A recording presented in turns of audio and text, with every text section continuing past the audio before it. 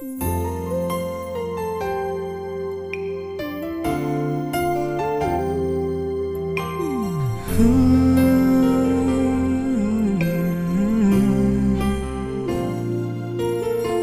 mahal na kita ngayon, higit pa kaysa noon.